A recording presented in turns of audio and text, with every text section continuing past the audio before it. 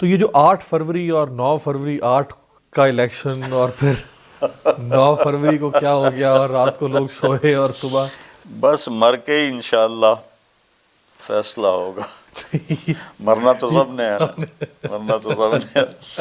سعید ابن جبیر رحمہ اللہ آخری شخص تھے جس کو حجاج نے قتل کیا، آخری شخص تھے. اس کے بعد وہ کسی کو قتل نہیں کر سکا.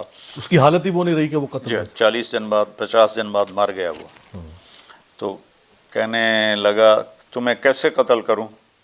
اس سے پوچھ رہا ہے. تو فرمانے لگے جیسا تمہیں آخرت میں قتل ہونا پسند ہے ویسے تو مجھے قتل کر دے، جیسے تو مجھے قتل کرے گا ویسے تجھے وہاں قتل کیا جائے گا، تو جو تجھے پسند ہے وہ کر لے.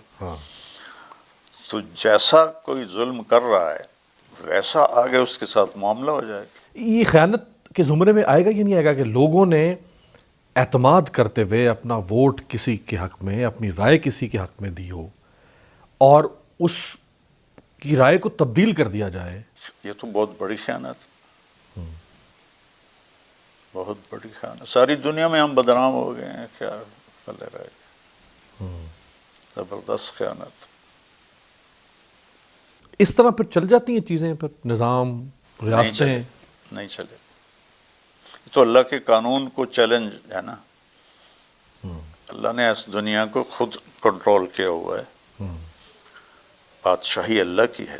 للہ ملک السماوات والارض للہ الامر من قبل ومن بعد ان القوۃ للہ جمیعا قل اللہم مالک الملک.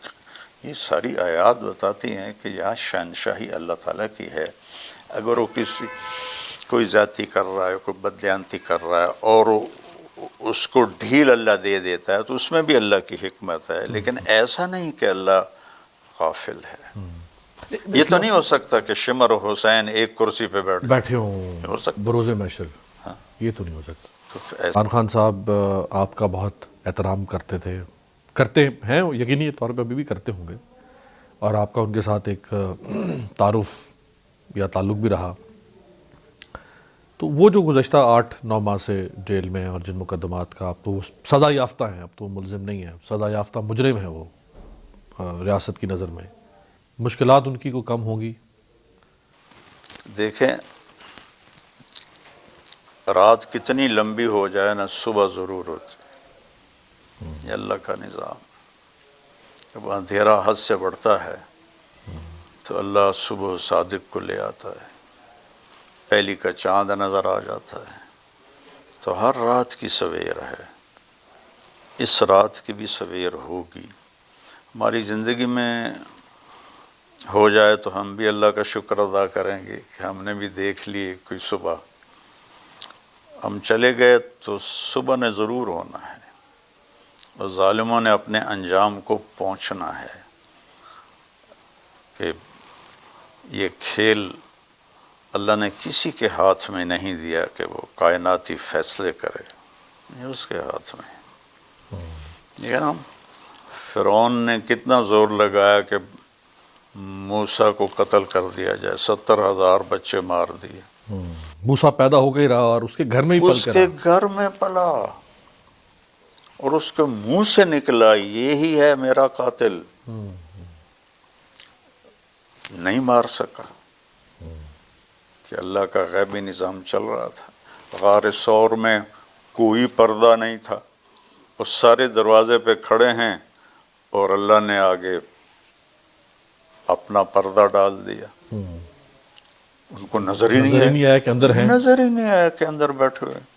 بلکہ امیہ بن خلف نے یا ابی بن خلف نے وہاں بیٹھ کر اندر پیشاب کیا تو آپ نے حضرت ابوبکر سے فرمایا دیکھو اگر یہ ہمیں دیکھ رہا ہوتا تو یہ پیشاب کر رہا ہوتا.